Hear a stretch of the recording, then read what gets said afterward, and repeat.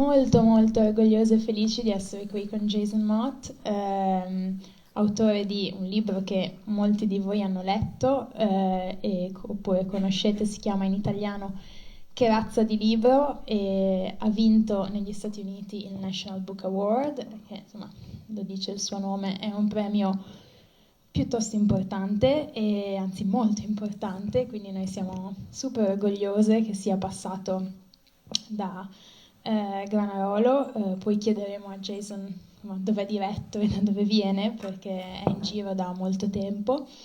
Vabbè, ormai chi viene lo sa, io nel migliore dei modi possibili cerco di parlare in italiano, tradurre a lui cosa sto dicendo e poi ritradurre quello che lui dice, e quindi non sarò lunghissima nelle domande e nelle considerazioni, perché poi gliele devo tutte riportare e spero che lui vi racconti molto del libro. Jason e io amiamo le domande, we love questions, quindi e negli Stati Uniti, questo lo dico per chi non lo sa, è molto comune che in qualsiasi tipo di momento in cui c'è una condivisione con un pubblico vengano fatte delle domande. Quindi non siate timidi, anche se non avete letto il libro, se ne sapete poco. Jason is used to questions, lui è molto abituato alle domande e io sono contenta di tradurre, di non parlare sempre io, e quindi insomma, se vi va in qualsiasi momento alzate la mano e sono contenta di tradurre la vostra domanda. E quindi la prima domanda che faccio a Jason è molto interlocutoria, è appunto se ci racconta da dove viene e cosa ha fatto in questi mesi dopo insomma la vittoria del National Book Award. So I was telling them that you are going around a lot for the book. Yes. So the first question is like very about your trip and where did you go in the last few months, and where are you going next, and how long is gonna be? So yeah, I've been all around the United States in the last few months. Starting in March, I was on the road until July, and then I was home for about 3 weeks, and I've been traveling since. I've been to Phoenix, Tennessee, Georgia, Virginia, New York, New Orleans, lots of places in the U.S. and still kind of going. It's actually really fun. It's very exhausting, but I'm having a lot of fun because I get to talk to readers and answer questions about the book. So I'm having a good time. And where are you going later in Europe? Oh, in Europe. So next I go back to Milan tomorrow, and then I go to Paris for 5 days, and then I go back to the States. Direi che avete capito, insomma, è da marzo che è in giro per questo libro, e da marzo a luglio è stato un po' dappertutto negli Stati Uniti, Phoenix, Tennessee, Georgia, Virginia, New York, New Orleans e in altri posti. Poi si è fermato a luglio 3 settimane, poi è ricominciato, e trova molto divertente questo giro, è un po' appunto una cosa diversa dal solito. Poi è venuto in Italia, invitato al Festival Pordenone Legge, è stato anche a Milano. Domani torna a Milano e poi va a Parigi per qualche giorno per un festival di letteratura americana, e poi torna negli Stati Uniti, e we are going to be around in the US again. Yes. E continua il tour fino a novembre, until November, isn't it? Okay. Quindi insomma un bel po' di mesi in giro. E in tour è anche il protagonista di questo libro, che troviamo appunto nel tour promozionale di un libro che si chiama, guarda caso, Che razza di libro. È uno scrittore esordiente che viene lanciato dalla sua casa editrice letteralmente in un tour veramente bizzarro negli Stati Uniti, ed è lì che succedono le sue avventure. Questo tour è ispirato in realtà a un tour che Jason ha fatto, e adesso ce lo facciamo raccontare, non questo, uno che ha fatto un po' di tempo fa. I was telling them also the protagonist of your book is on tour promoting hell of a book, and so this tour is inspired by a tour of yours, not this one, but like one you did, so if you can tell us about it. Yes, for my very first book tour, my very first novel, The Return, which came out in 2013, I was on the road for that book for about 3 months straight, and it was a new city every day for weeks and weeks and weeks, and I would go home for 1 day and then be on the road for 10 days, and it was very exhausting. I got so exhausted once that I actually passed out in the middle of the aisle on an airplane flight, just because I was so tired and didn't realize it, that I just fell out unconscious. And when they woke me up, the first thing the stewardess asked me was why I was so tired, and I told her I was traveling for a book tour, and she said, "What's your book about?" So I had to wake up from exhaustion and tell her about my book. It was very insane and very funny. Sì, questa esperienza del tour viene dall'esperienza che lui ha fatto nel 2013 con il suo primo libro, The Returns, dove è stato in tour per 3 mesi in cui ogni giorno andava in una città diversa e magari stava a casa un giorno, poi ripartiva per 10 giorni e così via, ed era talmente stanco che è svenuto in aereo e non se n'è accorto, è svenuto dalla stanchezza, e quando si è risvegliato la prima cosa che gli hanno chiesto è: perché sei svenuto? E lui: perché sono in giro per il libro. E loro: di che cosa parla il libro? E quindi lui non si è neanche riuscito a svegliare, che doveva subito raccontare di nuovo di che cosa parla il libro. Fra l'altro, questa domanda, di che cosa parla il tuo libro, è una domanda che allo scrittore, protagonista del libro, viene fatta spesso. E c'è tutto un modo di rispondere a questa domanda che gli viene insegnato da un esperto, insomma, e per tutto il libro, questo libro, non scopriamo mai di che cosa il libro, che razza di libro, è difficile, lo so, chi l'ha letto capirà il mio imbarazzo nel raccontare questo gioco, di che cosa parla appunto il fantomatico libro in tour. Però, come sappiamo dal grande esperto di comunicazione editoriale, uno scrittore non sa mai raccontare di che cosa parla il proprio libro finché non te lo insegnano, no? Quindi chiederò a Jason appunto che cosa ci voleva raccontare in quella parte esilarante su come si fanno i libri, come si crea una comunicazione sui libri. So, what's your book about is one of the questions that the author in the book has to reply a lot, and he learns how to reply actually, thanks to this course, this class that he has about marketing and communication in publishing. And so I was asking you if the part on the marketing, like book marketing, is based on something you went through, and it was fun to write it. Yes, it is based off of something that happened to me. So before my first book came out, my publisher flew me to New York, and they put me in an office with this guy who was what they call a media trainer. And what that is someone who is there to expressly teach you how to talk in front of a camera and how to talk about your book. And you walk into his office, and there's this really long table, and at the end of the table is a bunch of microphones and cameras. Looks like a presidential press conference. It's just cameras and microphones everywhere. And I had to go down to the end of the table and stand in front of the microphones, and he would ask me, "What is your book about?" And I would have to answer. And when I started answering, he would say, "No, that's not what your book is about. Say this." And he kept telling me how to say, and it went on for 3 hours of him explaining to me how to talk about my own book. It was very odd.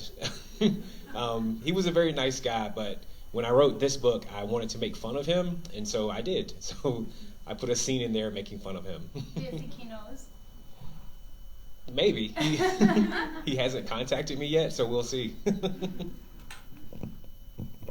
Dice che appunto quando ha scritto il suo primo libro il suo editore l'ha fatto volare, l'ha mandata a New York per avere un incontro con questo media trainer, ed è entrato in questo ufficio dove c'era questo tavolo lunghissimo con un sacco di microfoni e telecamere, sembrava un po' una conferenza del presidente degli Stati Uniti, e questo tizio praticamente lo allenava a raccontare su cos'era il suo libro, quindi tipo gli chiedeva: su cos'è il tuo libro? E lui iniziava e gli diceva: no, non va bene, su cos'è il tuo libro? E così via per 3 ore, finché lui non ha imparato a parlare del proprio libro.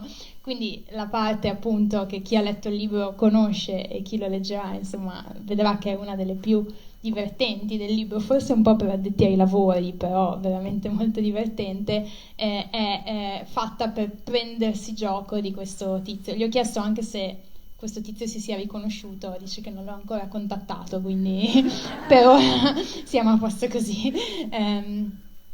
Scusate, non è l'unica cosa nel libro a essere autobiografica, tanto del libro è autobiografico e anche Jason, come questo autore, prima faceva un altro lavoro e poi è diventato un autore a tempo pieno. E essere autori a tempo pieno non è una cosa che in Italia capita spesso, moltissimi autori che passano da qui fanno anche altri mestieri, a volte legati alla scrittura, forse all'estero capita un po' di più quando si riesce ad avere un po' di successo, quindi quello che gli chiederò è appunto che cosa è cambiato nella sua vita, cosa vuol dire fare l'autore full time. So, as the author, you also like change your job and you became a full-time writer. In Italy, it's not very common. A lot of writers need to do other jobs, maybe involving like writing or journalism. But maybe in the US, if you have like success with the books, it's a bit more common to be like full-time author. So how did your life change, and what does it mean for you to be a writer as a full-time job? So I feel very lucky to be able to write full-time. It's something I wanted to do since I was 14 years old. That's kind of when I started writing. And so now to be able to do it for a living and to be able to do it full-time, I never thought that I would be able to. So this is kind of a dream come true. But it is very challenging. Like I do okay as a writer, but I am not rich. I'm not like Stephen King, where I've got millions and millions of dollars. So I very much have to make sure that I am touring for the book and I am promoting the book. And sometimes to make ends meet, I will have to teach here and there sometimes, which is actually pretty fun. But it's very, very much a busy work schedule, but I love it. There's nothing else I would rather be doing with my life.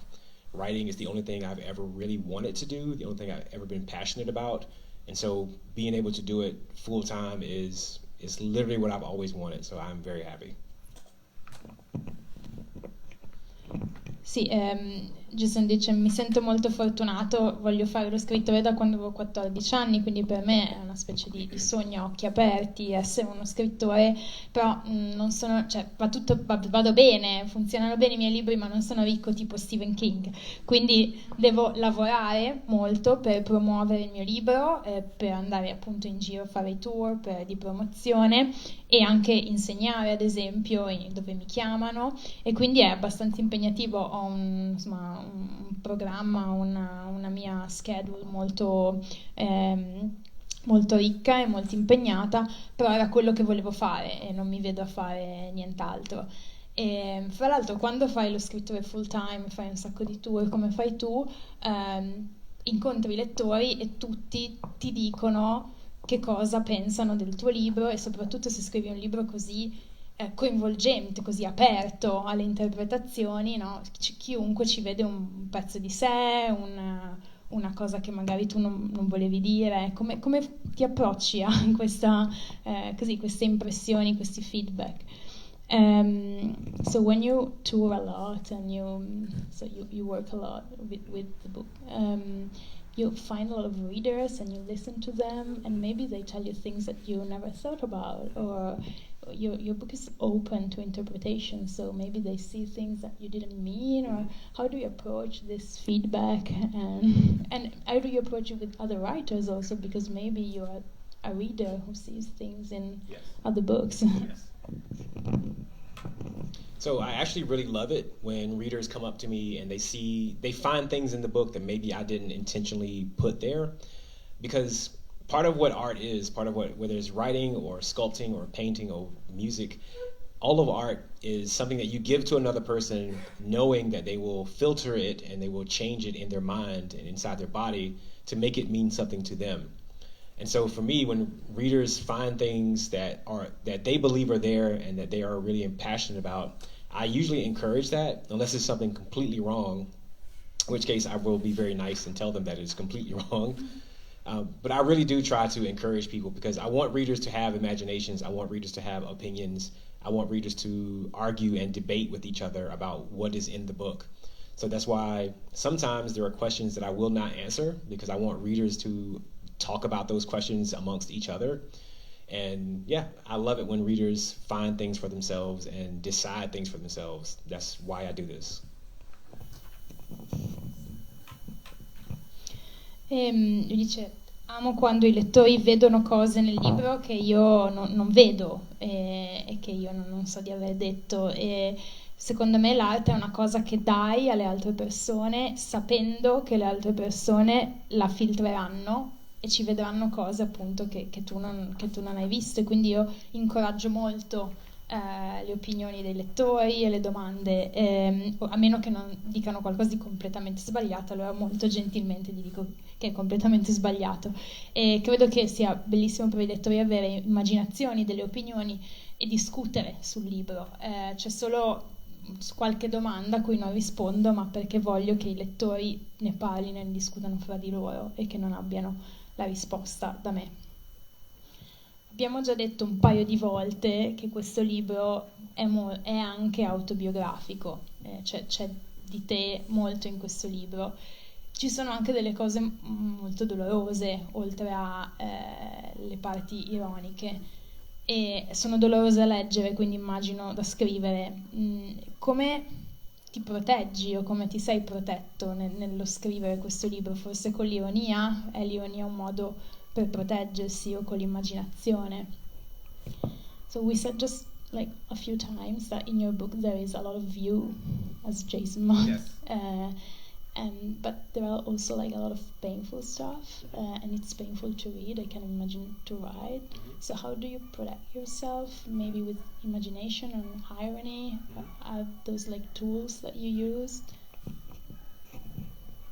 There are a lot of very personal moments in the book that are very painful and very kind of close to my heart. And so what I did when I was writing this, because I know, having written books before, once you write something personal and you give it to a reader, it is no longer yours. You can never have it back. You lose that privacy. So part of why the book has so much mixture of autobiography and fiction is because when I say something on the page in this book that is completely mine, I can deny it at any time I want to. So when readers read the book and they ask something too personal and maybe I don't want to tell them the answer, I can just say, well, that part is fiction. And so I can choose and decide for myself which parts I give away and which parts I choose to keep. And that is something that is very important to me. We all have to share things with others, but we have to also keep things for ourselves. So my goal with this was to use the fiction to hide the truth. That way I can still see it when I need to, but it's hidden from other people who don't know about it. It works out perfectly.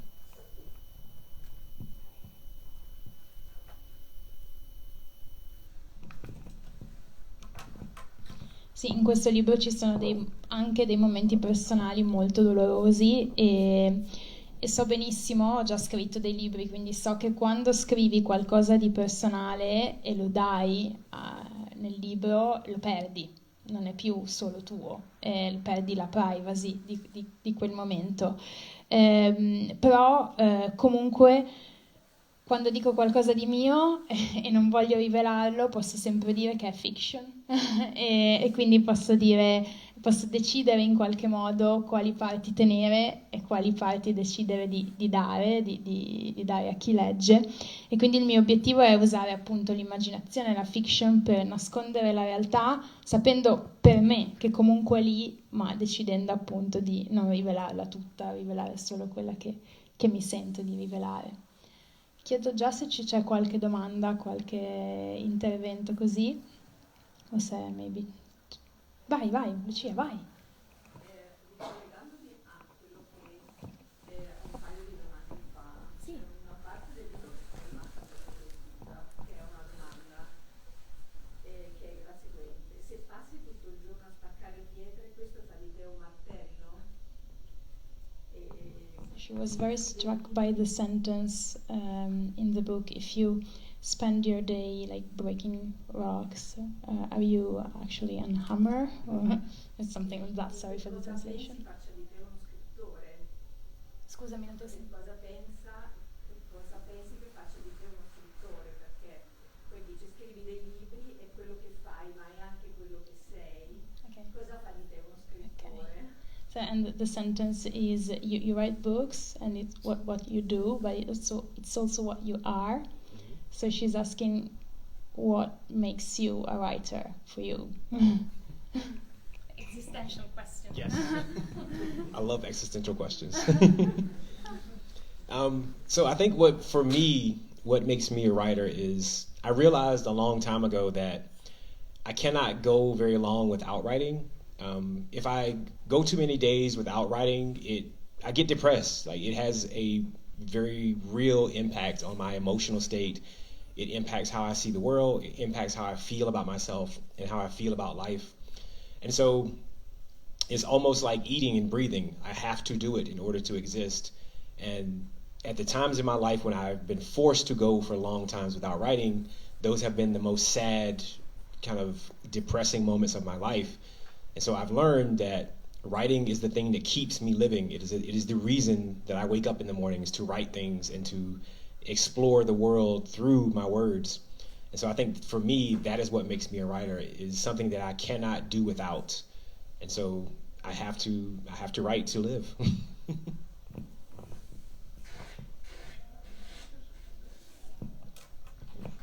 Per quanto mi riguarda è il fatto di essermi reso conto che devo scrivere, cioè se non scrivo per un po' di giorni mi deprimo. Scrivere cambia il mio modo di vedere le cose, di vivere la quotidianità. È come mangiare e respirare, cioè una delle cose che mi fanno esistere, mi permettono di esistere.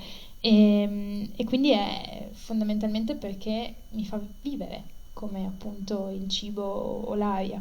E il motivo per cui mi sento uno scrittore è perché la scrittura è il motivo per cui mi alzo la mattina, per raccontare le cose, per raccontare il mondo attraverso le mie parole, le parole che cerco, e non posso farne a meno, non posso fare senza, ed è questo il motivo per cui io mi sento uno scrittore. Altre domande? Qualcuno ha preso coraggio? Vai. Volevo chiedere se scrivendo il libro pensava ad una possibile trasposizione cinematografica, ho avuto questa impressione ogni tanto leggendo alcune That's a good scene, question. se c'è un progetto di questo Okay. tipo. That's a good question, actually. So she asked you if you thought, like writing a book, if you thought of a movie, and if there is a project on this. She doesn't know it was a screenplay, actually. So before I wrote the novel, I actually wrote a screenplay version of it. So I wrote kind of the screenplay, and I sent it to a contest, and it actually won this small contest. And so now that we've sold the novel and the novel's doing pretty well, we are talking to some people in Hollywood to try to see if we can make a movie or a TV show. I'm not sure if that's going to happen or not. Fingers are crossed. I hope it does, but we are trying to make that happen. Dicevo che è una domanda interessante perché questo libro, prima di essere un romanzo, era un copione. È nato come un copione, ha vinto un piccolo contest, poi è diventato un romanzo e adesso è stato mandato insomma a vari produttori sia per serie, show televisivi che film, quindi non sanno ancora nulla, sperano di poter andare avanti insomma con questa cosa. Good luck. Vado io? Ok, I'm gonna do one more and then we'll see. Allora, è molto difficile spiegare questo libro, non per nulla si intitola Che razza di libro, perché è un pensiero che fai mentre leggi. Che razza di libro, è veramente bizzarro. Ci sono tantissime cose dentro, appunto dall'ironia, dei momenti di profonda commozione, tantissima storia degli Stati Uniti, della popolazione afroamericana, proprio la loro storia, con dei chiarissimi riferimenti che sono anche in delle note in italiano, perché per noi non sono chiari. E poi però ci sono queste parti esilaranti, c'è la parte sull'editoria, ci sono delle sottotrame, quindi ci sono tanti generi e tanti registri. E la sensazione è un po' che Jason si sia divertito molto, oltre ad aver sofferto, e che abbia scritto questo libro come voleva. Quindi gli chiederò questo, cioè non è usuale, no? Di solito c'è tutto un lavoro, hai un po' l'idea che il libro sia confezionato perché è così che si lavora, è giusto, un libro deve anche raggiungere dei lettori e magari è un po' grezzo a volte, però il suo libro c'è proprio l'idea che lui l'abbia scritto mettendoci tutto quello che voleva metterci, quindi gli chiederò come ha lavorato a questo libro, se ci ha lavorato da solo e come appunto poi magari invece sono entrate altre persone a lavorarci. So when I read your book, I had the impression that you wrote it as you wanted to write it. It's like there are a lot of genre, a lot of different voices, the irony, pain, grief. So, and usually we have the impression that books are a bit like built, you know, to be like novels, good novels. So how did you actually work to the book? Like, did you work alone or with someone else? And were you free, like totally? Great question. Yes, there's a really long story about how this book happened. I'll try to give the short version of it. But after my first book tour, I told my agent, I said, I want to write a story about an author on book tour. And my agent told me that's a terrible idea. She said, do not do that. I said, okay. So I wrote my second book, and I asked her and my editor, I said, I want to write a story about an author on book tour. And she said, no, terrible idea. So I wrote my third book, and my publisher and I kind of separated, so we parted ways, and suddenly I had no one who I had to ask for permission to write the book. And I told my agent, I said, I still want to write this story about an author on book tour. And we talked about it for a while, and she said, just go do what you want to do. If you want to write that story, go write it and send it to me when you're finished, and we'll figure out what to do with it. So for the next year and a half, my agent and I almost never talked. I just went and wrote the book. She didn't know what it was. I didn't really know what it was. It was the first time in years that I could just write by myself and see what happens. And so it was something that I just played with. And the whole time I thought no one would buy it. I thought it would be my biggest failure. I told my friends, this will be the worst book I ever write. And it was the most fun that I've had in years writing because, again, I got to just be creative and have fun and not worry about selling the book. I could just write the book, and it came out better for it. È una lunga storia quella che sta dietro questo libro. Dopo il primo tour ho chiesto al mio editore e alla mia agente se ho detto voglio scrivere un libro su uno scrittore che va in tour. No. Idea terribile, scrivi un altro libro. Ho scritto il mio secondo libro, non su questo ovviamente, e sono tornata alla carica. Vorrei scrivere un libro che parla di un scrittore in tour? No. E dopo il terzo libro io e il mio editore abbiamo chiuso i rapporti, quindi ho chiesto alla mia agente posso scrivere un libro che parla di un autore che va in tour? E lei mi ha detto fallo, scrivi quello che ti pare e poi vediamo. E da lì è passato 1 anno e mezzo senza che io e lei ci siamo praticamente parlati e quindi per una volta ho potuto scrivere da solo, scrivere quello che volevo e lei non sapeva cosa stava succedendo, neanche io lo sapevo cosa stava succedendo e pensavo che fosse un grande fallimento, dicevo ai miei amici no, questo è il peggior libro che abbia mai scritto, non ne verrà fuori nulla di buono. In realtà no, mi sono molto divertito a scrivere appunto da solo in questa esperienza, è stato uno dei più grandi divertimenti che ho avuto negli ultimi anni e poi alla fine insomma è venuto fuori anche bene. Domande, cose? Jason is very disappointed. In America, they always ask about the dating scenes. No one asks about the dating. Oh, really? What do they ask? They ask Like, if they're true? No. Yeah. No, well, Did yeah, you actually? I wanted to ask you if you had like a date where the girl like burnt the house down. Yes. Really? Yes. Yes. That really happened. Allora, Jason ha detto che negli Stati Uniti gli chiedono sempre delle scene degli appuntamenti e io mi sono ricordata che volevo chiedergli context for the people who didn't read the book. Quindi ci sono varie ragazze con cui l'autore esce, ho detto che ci sono anche delle scene che fanno molto ridere. In una di queste la la ragazza del momento, dà fuoco alla casa friggendo una cosa. E gli ho chiesto se questo era vero e mi ha detto di sì. Do you want to say more about it? So I was on a first date with this very lovely lady, and we were at her house, and she wanted to cook buffalo wings, where you fry the chicken wings in the grease. And so she puts the pot on the stove, and she pours grease in, and she turns the stove on high.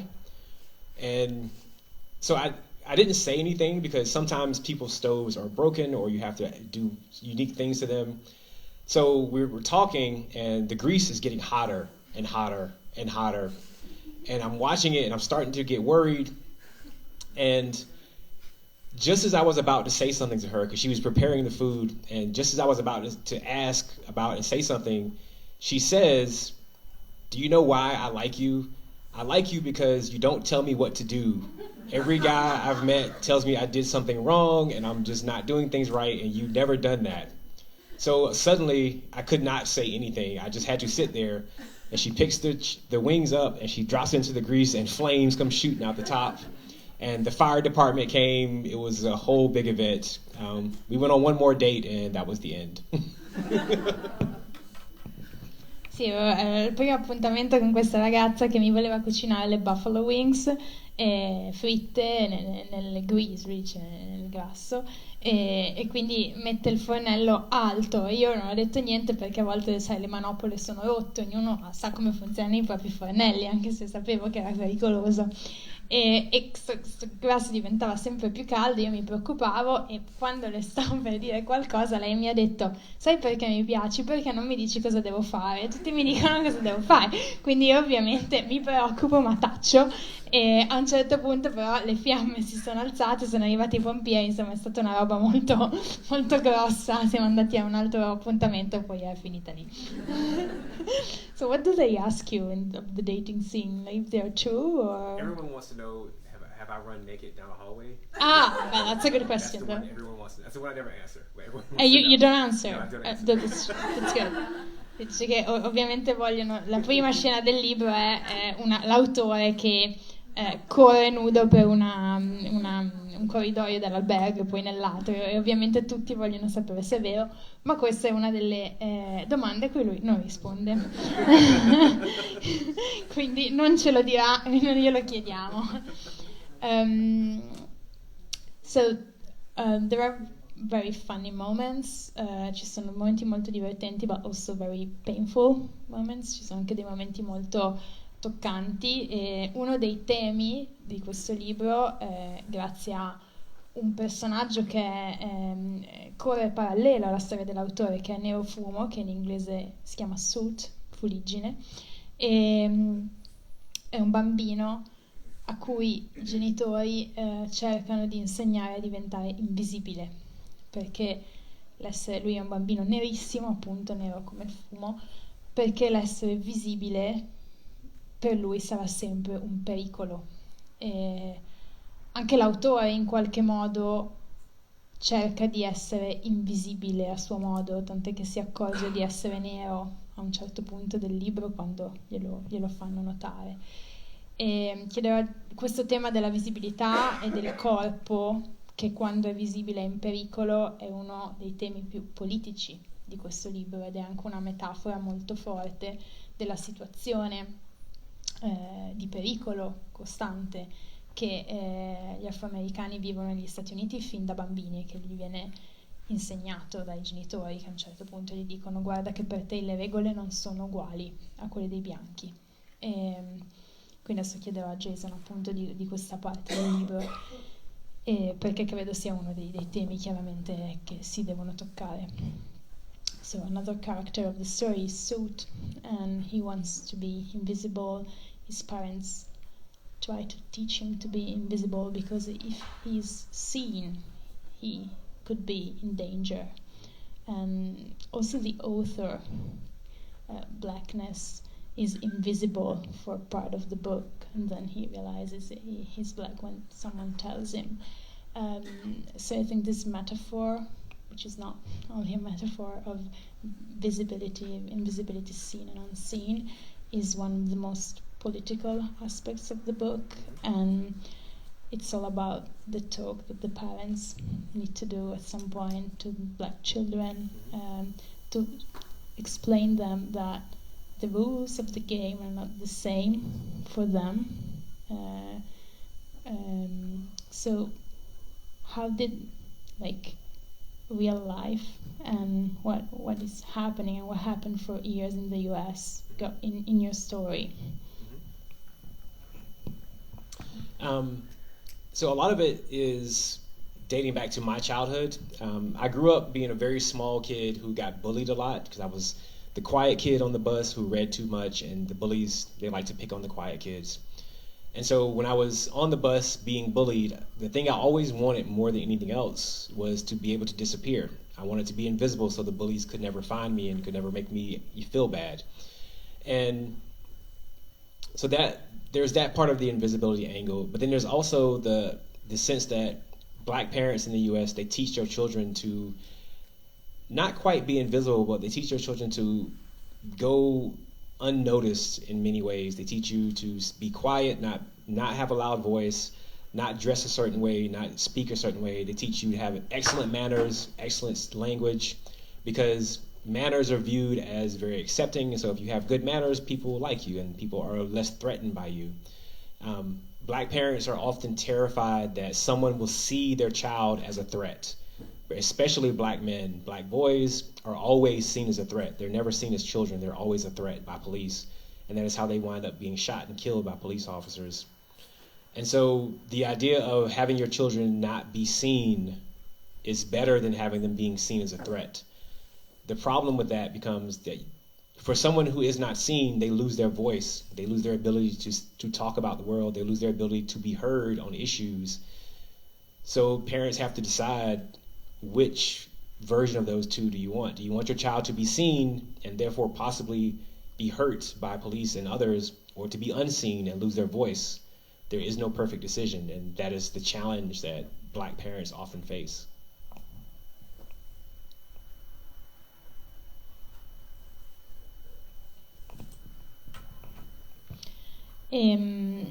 Jason dice: quando è un bambino molto tranquillo, molto timido, e per questo anche per questo venivo bullizzato da altri bambini, e in quel momento io volevo essere invisibile perché non mi facessero del male.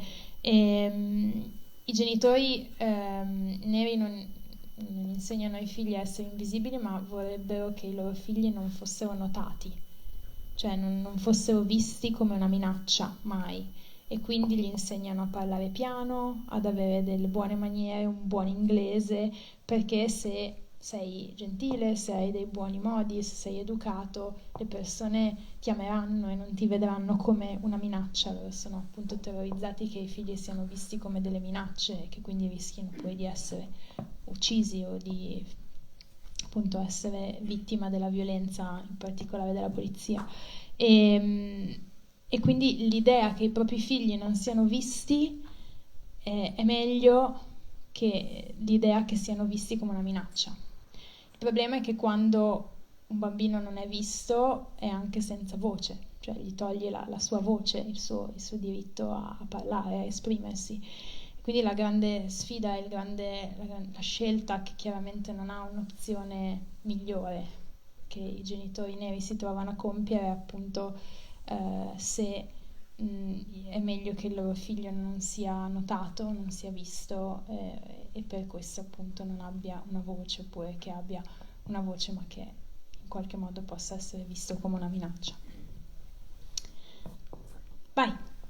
Allora, mi è sorta una domanda, grazie a una domanda fatta da una persona esterna, nel senso che sono stata avvicinata da una persona mentre leggevo questo libro qua in pubblico, mi chiedeva di cosa parla.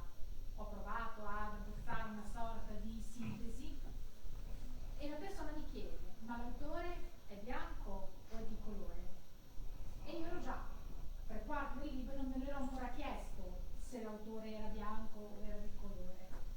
Però a quel punto lì la curiosità ha vinto, quindi sono andata a vedere chi era l'autore. E a quel punto mi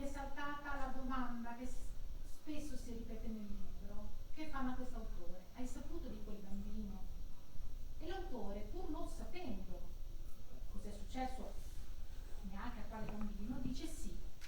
Ho avvertito una sorta di rassegnazione in quel sì, cioè non so cosa è successo, ma tanto posso immaginare cosa è successo. Allora vi chiedo se c'è della rassegnazione dietro a quella risposta. So she said, when I was reading the book, someone, so I was reading it, and she asked me if the author was black or white, and I realized that I was finishing the book, but I didn't ask myself this question. So, but I was curious, so who wrote Jason Mott, and then I noticed that in the book there was always the same question to the protagonist. Did you know about? Sorry, volevo farla col microfono così sentite. Did you know about this kid? And the author doesn't know about that specific kid, but he always says yes and no, as if it was something, that happened. And it was kind of like discouraged, and so she was asking if there was an actual disappointment and sadness in that reply. Yes, so a lot of why the author is oftentimes saying no is he's trying to hide from the reality of the police shootings, because if he focuses on the shootings that are happening and the kid who he keeps hearing about, he has to admit that the world he lives in has a problem and he needs to say something about it. He needs to do something about it. He needs to be active and be a part of the world. And that's something he's not ready to do yet. He's trying to hide from it by pretending he doesn't know about these things and ignoring them as much as he can. And because I think that's something that we all do sometimes, for better or worse, because we see things on the news and we hear about things in the world, that problems that are so big that we feel powerless to do anything about them, and so we just kind of turn them off and we forget about them and we try to ignore them. And that is where the author is in the book. The author is someone who, he has gotten to the point where he's heard about all these kids being shot by police again and again and again, and he's just turned them off. And he's going through his life with that switch turned off, not listening to it. But eventually it catches up to him, and he has to listen. He has to pay attention. He has to do something about it. And that's where all of that came from.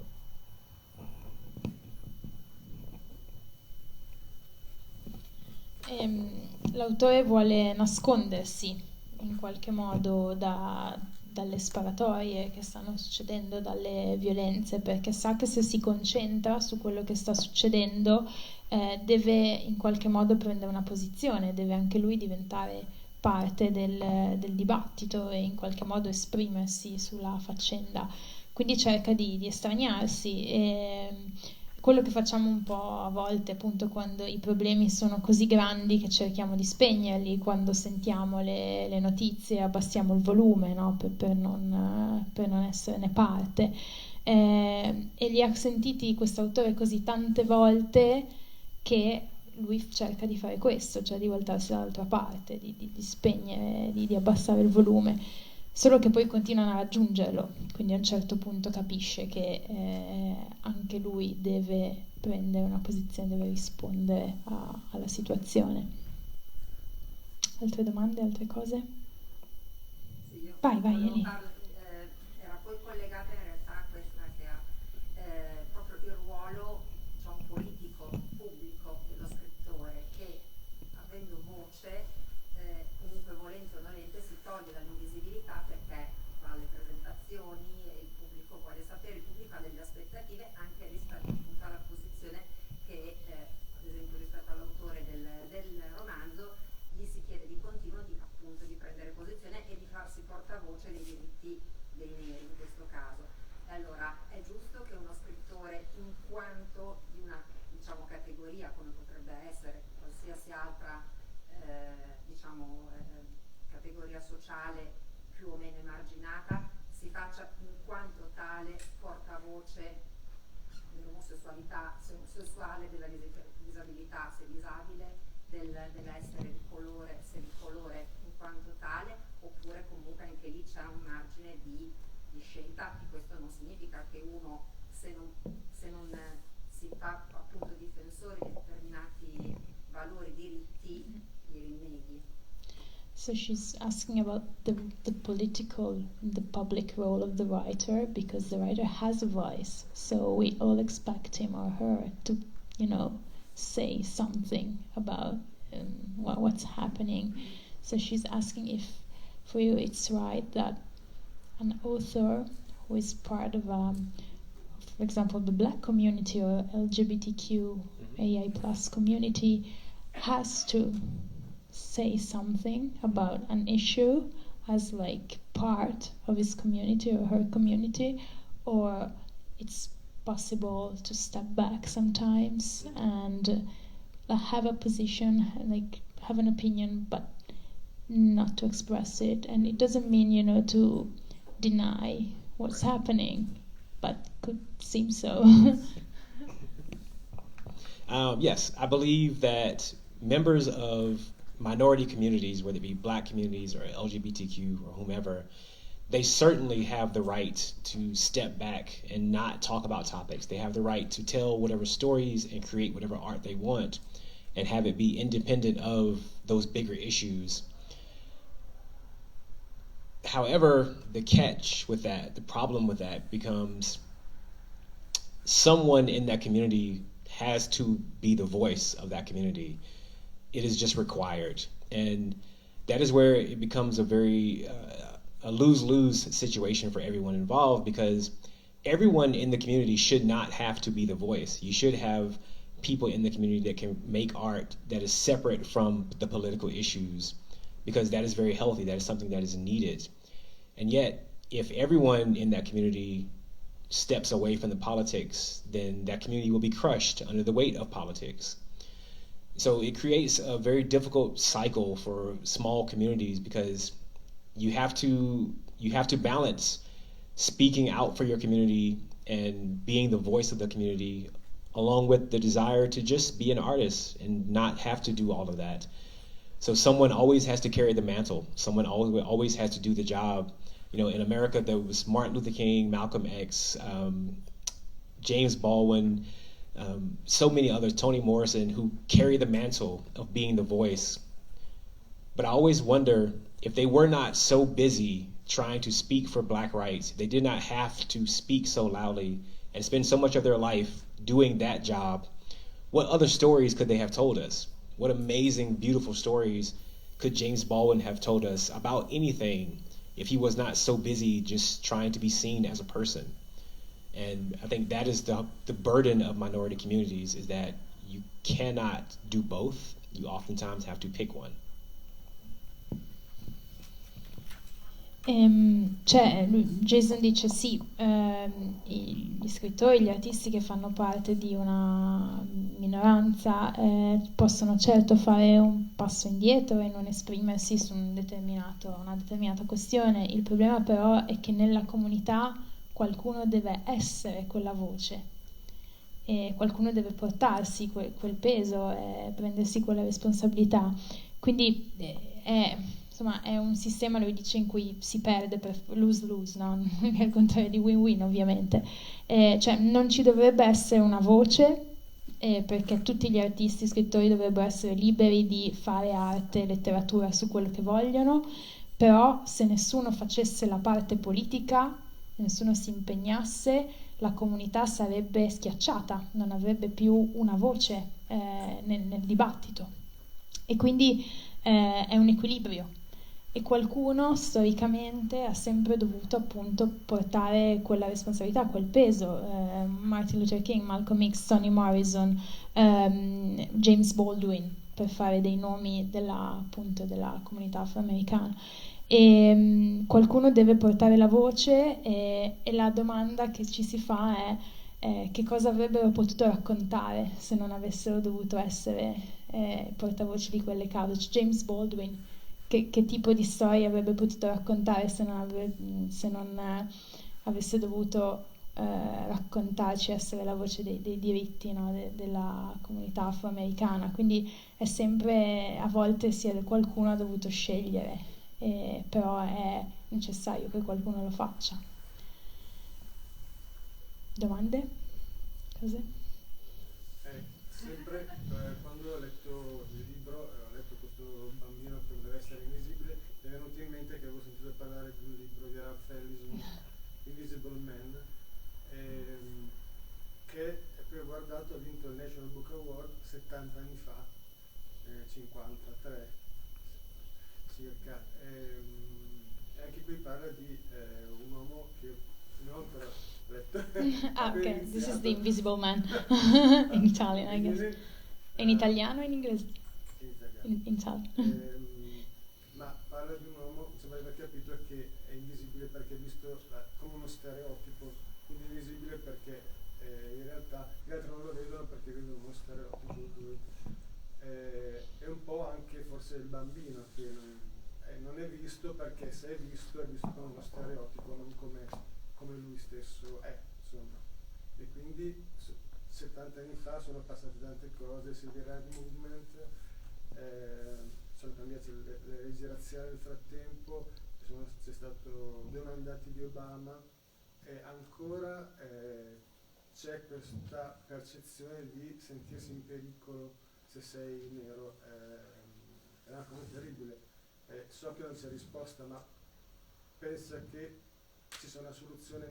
Come potrebbe essere la soluzione? Ci sarà in futuro una soluzione? Okay. So the invisible kid make him think of the Invisible Man. So he just started the book, and he doesn't know yet, but it seems that this Invisible Man, which was published 70 years ago, is about a man who is not seen because he's a kind of stereotype, so nobody can see him, and it's also what happens in some way to the kid. He's very common, but he cannot be seen, and so he's asking, like, 70 years later, time went by, a lot of things happened, but we're still speaking about the black community being in danger and the necessity of being, like, not noticed to survive. So he knows that you cannot have an answer, but he's asking if it will ever change, or is there a solution that we can suggest? So I think that I'm an optimist, so I always think that there is the potential for change. I think that America and other countries as well who have similar issues, they can change. We can put a person on the moon. We can definitely change racism and problems like that. The question is ultimately a human question of, do we want to? Historically, the things that cause racism now trace back for hundreds upon hundreds of years, thousands of years actually. And at some point, we have to all decide to give up all of that. We have to let that stuff go and make better decisions, make more empathetic decisions. So the question becomes, will we do that? I don't know. I hope so. I think that we are slowly marching towards a place where minority voices are forcing themselves to be heard. I think that is how you begin to make bigger changes. But there are also plenty of voices trying to quiet those and trying to push it down, as there always is. There's that pendulum swing back and forth between the two. So will it happen? I don't know, but I really hope so. Because I fear for not just America, but I fear for all humans across the world. If we cannot let go of our tribal primitive instincts to be in groups and to attack people who are not in our group, if we cannot stop doing that, we will kill ourselves as a species. We will blow ourselves up one day because another tribe, we'll call it a country, did something we didn't like, and we have to stop that. We have to let that go.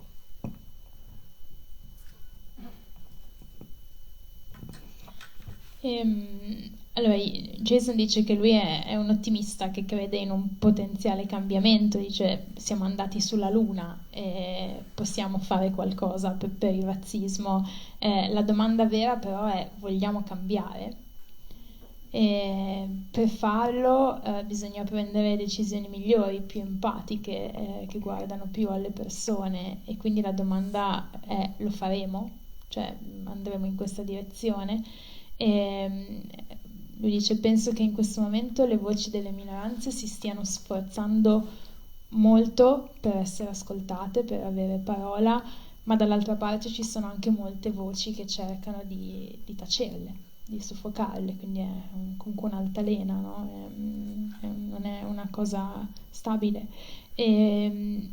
E lui dice: penso anche che se non lasciamo questi istinti primordiali, tribali, del fatto di essere in un gruppo che combatte un altro gruppo, cerca di tacerlo, in qualche modo porremo fine alla nostra specie, cioè non a un gruppo solo, perché appunto ci sarà sempre un nemico e diventiamo il nemico di noi stessi.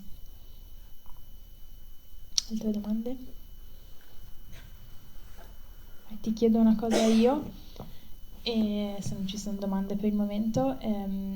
Noi in libreria stiamo consigliando questo libro, proviamo, a dei ragazzi o a chi vuole fare dei regali a dei ragazzi, perché troviamo che questo modo così originale di trattare questo argomento sia fruibile anche per ragazzi di 16, 17, 18 anni e così via. Tantissimo anche per adulti, gli adulti che sono qui lo testimoniano. E volevo chiederti appunto se hai avuto dei feedback da dei lettori giovani e se hai avuto modo di confrontarti con loro. So in our bookstore we are suggesting this book also to young readers because we think that this very bizarre or original way to talk about this theme could be a good way for them to read and to kind of approach these themes, and maybe they don't talk about it at school or not too much, and like some of them are really liking the book. So I wanted to know if you had some feedback for young readers, or if you actually thought of this book as a book suitable also for young readers. So I actually think the book is essential for young readers. Part of when I was writing the book was I began to think of it as a letter to my younger self. As I mentioned, I grew up being bullied a lot and just having a very unhappy childhood. My teenage years in particular were just very unhappy because of bullies and because of all those sorts of things. And I remember being at a very low point during those years and being bored, almost suicidal, because life was not good to me, I felt. And so when I was writing this book, I began to think, if I could talk to myself at that age, somehow, what would I say? What would I tell that version of me to make him feel better and to make him keep going and to make him find his happiness in the world? And the answer became this entire book. I would give this entire book to my younger self if I could, because I think that one thing young people need to know is they are good enough as they are. They do not have to be anything. They can decide for themselves what they want to be and how they want to meet the world. And that is a lesson that my younger self would have loved to have heard. There are moments when I would have just adored hearing that. So that is what the book wants to tell young people. So I think it is essential for young people and teenagers to learn to love themselves.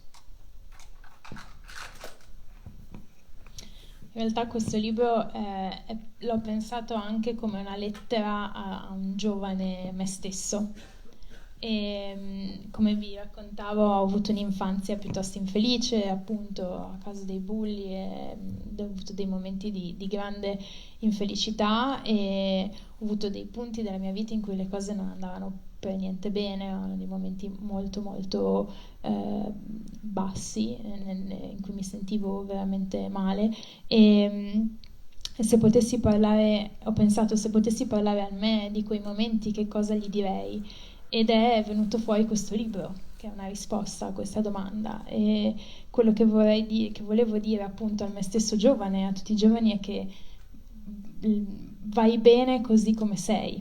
Vai bene così come sei, e puoi decidere tu che cosa essere e come incontrare il mondo e ci sono stati momenti in cui avrei tanto voluto che qualcuno me lo dicesse e da qui è appunto venuto fuori quello che secondo me vuol dire questo libro a un giovane lettore. Vai. Perché Nicolas Cage? This question, why Nick Cage? So I actually was on a plane while I was reading that part. I mean, the whole book. I read it coming back from LA to Bologna. So I was on the plane and there was this absurd scene on the plane with Nick Cage and I loved it. So she's just why. So, I absolutely love Nicolas Cage. I have for a long, long time been a major fan of Nicolas Cage movies and everything that he does. And An actual fan. yes, an actual fan, Okay. not ironic, nothing like that. Like an actual fan. I think he is brilliant as an actor. I think people just don't understand how brilliant he is. But the reason that he entered the book is because, and it happened really late in the process. The book was almost finished, and we were about a week from sending it to publishers. And my agent wanted me to cut a sex scene out. There was a scene that had some sex in it, and she said it didn't work. And I told her, I said, if I cut this scene, I want to put Nick Cage in the book. I'm a big Nick Cage fan. And she said, fine, do it. And I said, I will. And so I wrote the scene just imagining what it might be like to meet Nick Cage on a plane and what he might think of my book if he had read it. And when I did that, I realized why I really like Nick Cage.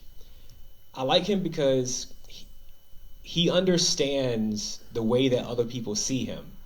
He knows that to some people they think he's a joke, they don't understand him, and that there are people who are ironically they like him, but they kind of don't like him. And he understands all of that, and he controls the narrative. Like he steers all of that, and he navigates that, and he makes himself successful by understanding how people see him and controlling it.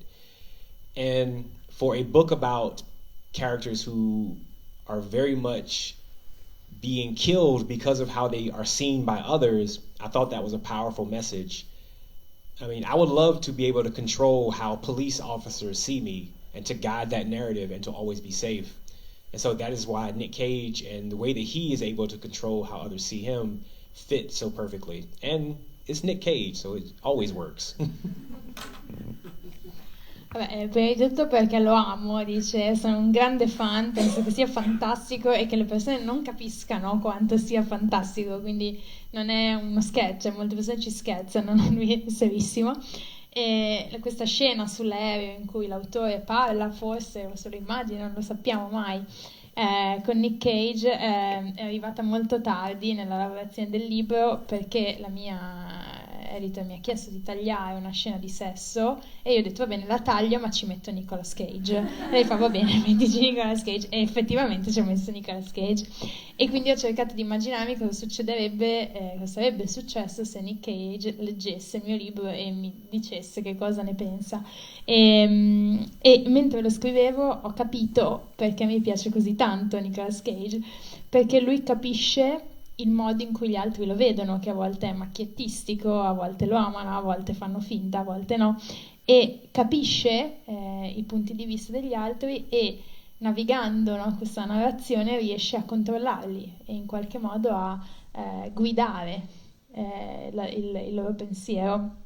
E pensavo che in un libro che parla appunto di persone che essendo viste rischiano di essere uccise, e fosse un messaggio molto potente mettere un personaggio, no, che riesce invece a guidare il punto di vista, no? E in un libro appunto in cui molti personaggi vorrebbero cambiare il punto di vista o poterlo in qualche modo guidare su loro stessi per non essere in pericolo, lui riesce proprio a fare sua la narrazione che gli altri hanno di sé e quindi era un messaggio potente per me da dare, oltre al fatto che appunto sono un grande fan. I love the names that you gave Nick Cage, like Yes. all the movie, and I realized that I saw most of them. Cioè, in questo libro Nicolas Cage durante questo dialogo viene chiamato Signor e tutti i film che ha fatto, ogni frase, Signor City of Angels, Signor Ghost Rider, e mentre leggevo ho capito che ne ho visti veramente tanti. Nicolas Cage non mi passa. Altre domande? Vai Saverio. Io ho letto solamente un terzo del libro, quindi però sento che ha citato spesso la gente più che l'editore, no? Anche questa cosa della scena di sesso è stata la gente a dire non funziona, non il direttore di collana in Italia, per esempio di collana, cioè come funziona il suo rapporto con la gente, è lui che dice il libro che funziona, ma come è il rapporto con la gente. So he's reading the book, but he listened to you tonight, and you mentioned a lot your agent. So he thought that it's maybe a bit different from the Italian publishing world, because here we are more related to the editor or the publishing house, but you mentioned a lot the agent. So he's asking you what's the relationship between the author and the agent. Is the agent who tells you this works, this doesn't work? How does it work? So each agent works a little bit differently. My agent, who I met 10 years ago now, her and I worked together for 10 years, she is a very hands-on kind of agent where she likes to help polish the manuscript before editors ever see it. That way it is in the best form that it can be when we start to try to sell it. So typically what will happen is when I finish, so with Hell of a Book, when I finish the book, I send it to my agent, and this is months before any editor ever saw it. I sent it to my agent, and for about 6 months, her and I went back and forth, making changes to the book, making it better. She would suggest cutting scenes and changing scenes, and I would sometimes say yes, sometimes say no. But she worked like an editor for about 6 months on it to make it better. And then once we had it in the best shape it could be, then we submitted it to various publishing houses in New York and found another, an editor who bought it, and I went and did more edits with him. Not all agents work that way. Some agents just take your book and give it straight to the publishers and see what happens. But my agent, because she knows me very well after 10 years, she is good at editing my work and making it better. So her and I work very closely together. Ogni agente lavora in modo diverso. Con la mia agente ci conosciamo, lavoriamo insieme da 10 anni e lei ama molto lavorare sui miei manoscritti, quindi lo guardiamo e lo correggiamo insieme prima di mandarlo a qualsiasi editor, a qualsiasi casa editrice. Quindi per questo libro io l'ho mandato alla mia agente, poi ci abbiamo lavorato insieme per 6 mesi, avanti e indietro, tagli, revisioni, cambiamenti, alcune cose le accettavo, altre no, insomma, aggiunte varie, prima di mandarlo poi a editor e case editrici. Tutti gli editors e tutti gli agenti sono così, alcuni prendono il manoscritto e lo inviano, la mia mi conosce molto bene, quindi le piace lavorare sulle bozze con me, e quindi facciamo un sacco di lavoro insieme prima di mandarlo a qualsiasi altra figura, diciamo, che poi legge il libro.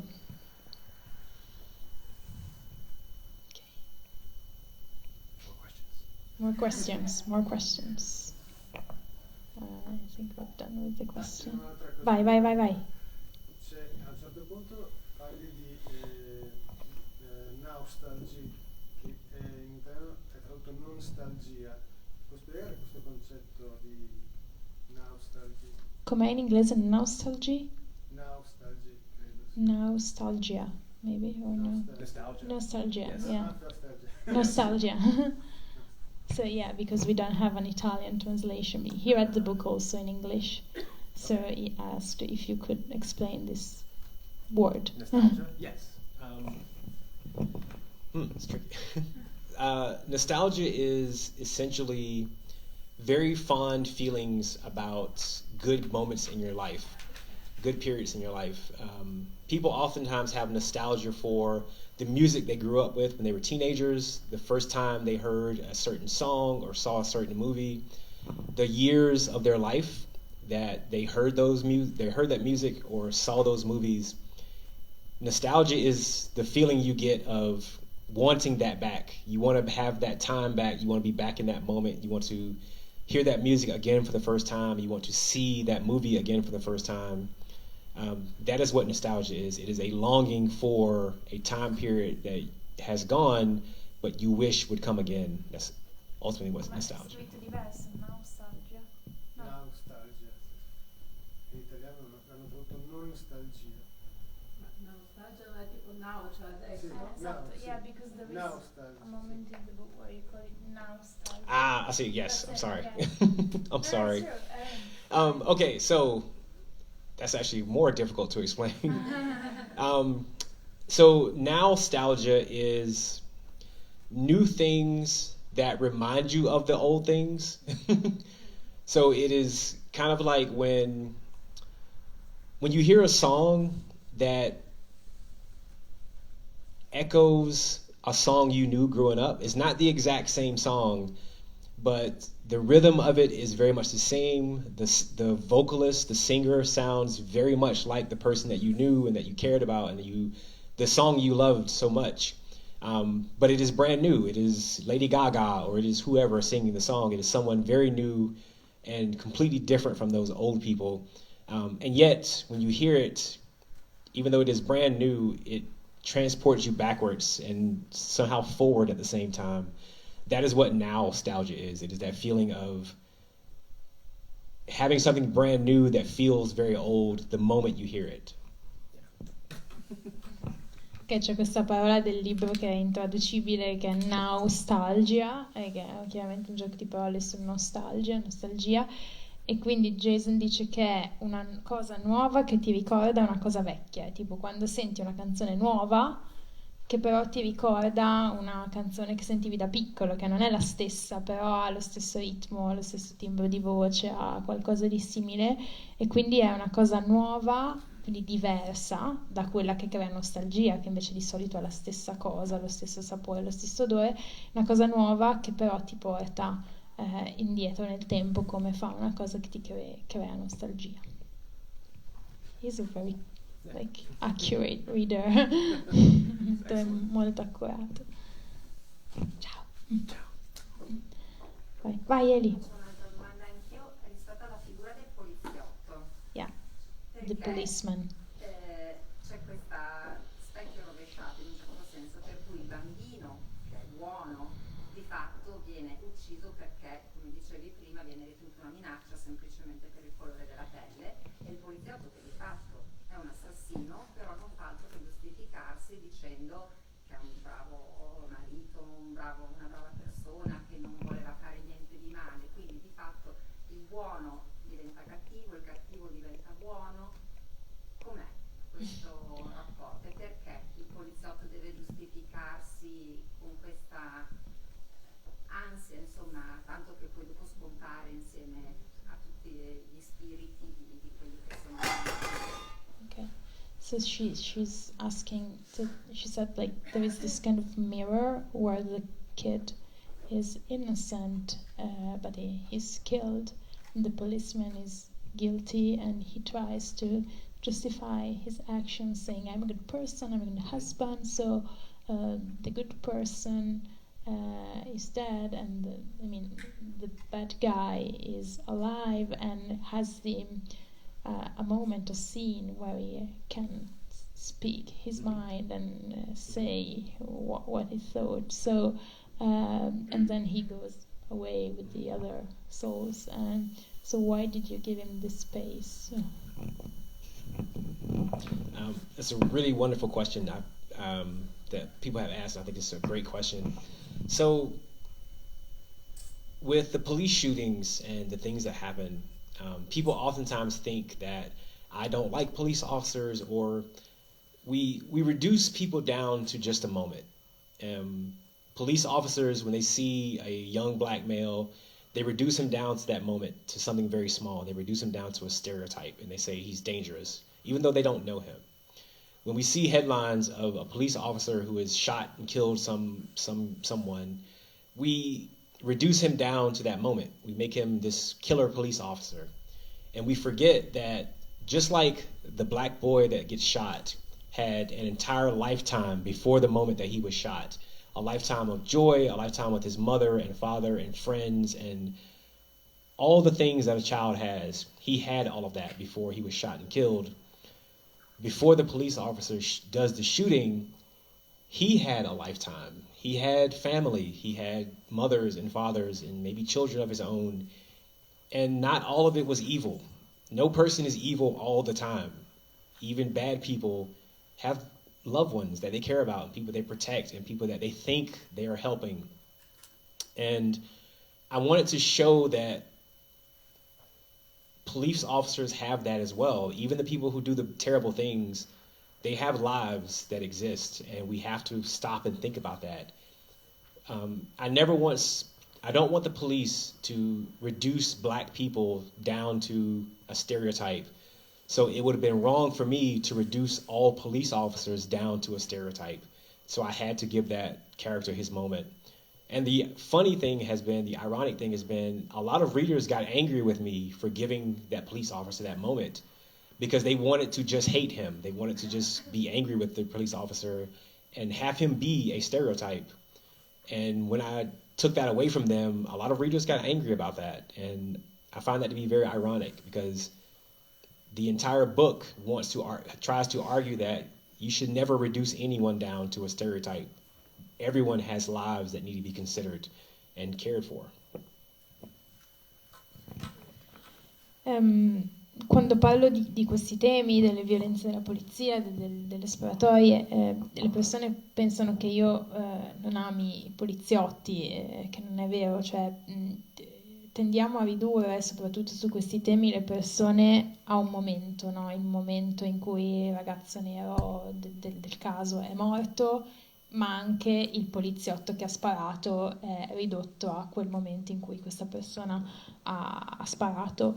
E come il ragazzo che è stato ucciso ha avuto una vita, ha avuto degli amici, una famiglia che lo amava, una fidanzata, delle cose che lo riguardavano, anche il poliziotto ha avuto una vita, ma dei genitori, magari dei figli. Non tutti sono cattivi tutto il tempo, anche i cattivi sono protettivi a volte, amano i propri figli e quindi era questo che volevo dire. I poliziotti dobbiamo pensare a loro anche in questi momenti.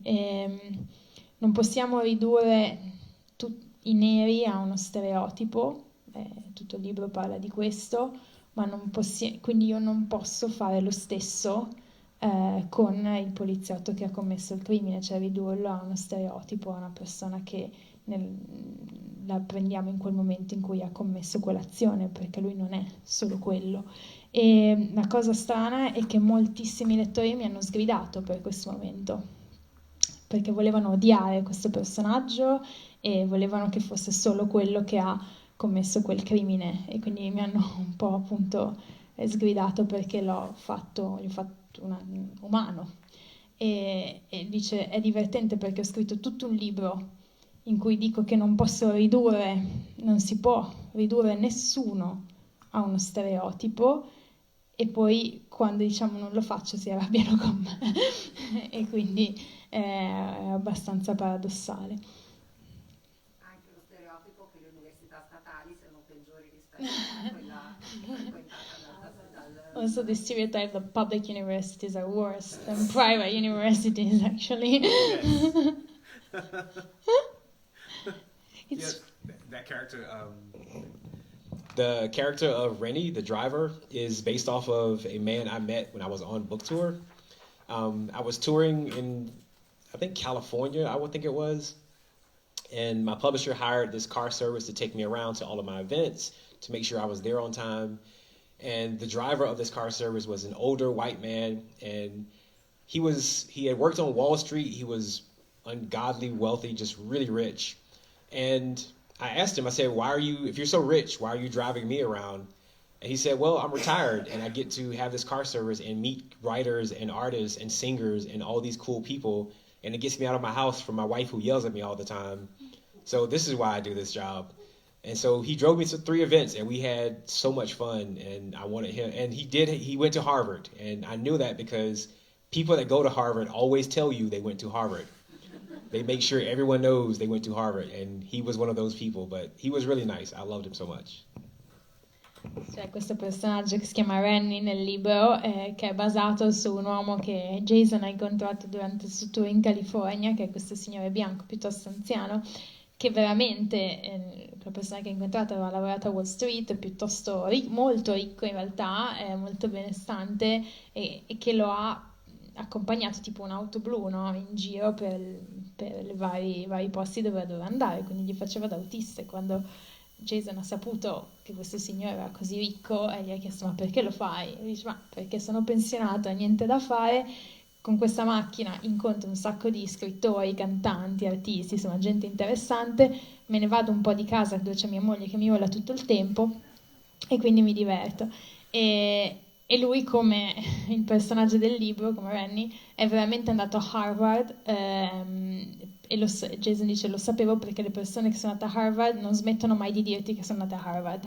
E lui era una di queste persone, ma in realtà ci siamo divertiti un sacco, è stato molto molto divertente, è una persona molto carina.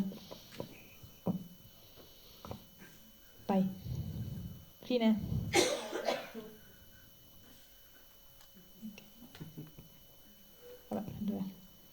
Well, 10:30. Allora, io ringrazio Jason, thank you so much for being here. Grazie a NN, perché portare questi autori a Granarolo non è banale, e non è per niente banale, quindi grazie mille. Thank you very much for bringing Jason to the plains outside of Bologna. It's not that obvious to have you here.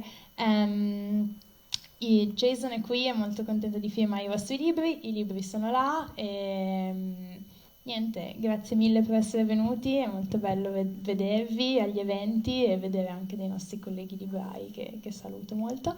We have 2 colleagues, they have bookstores around, so I'm very happy to have them here.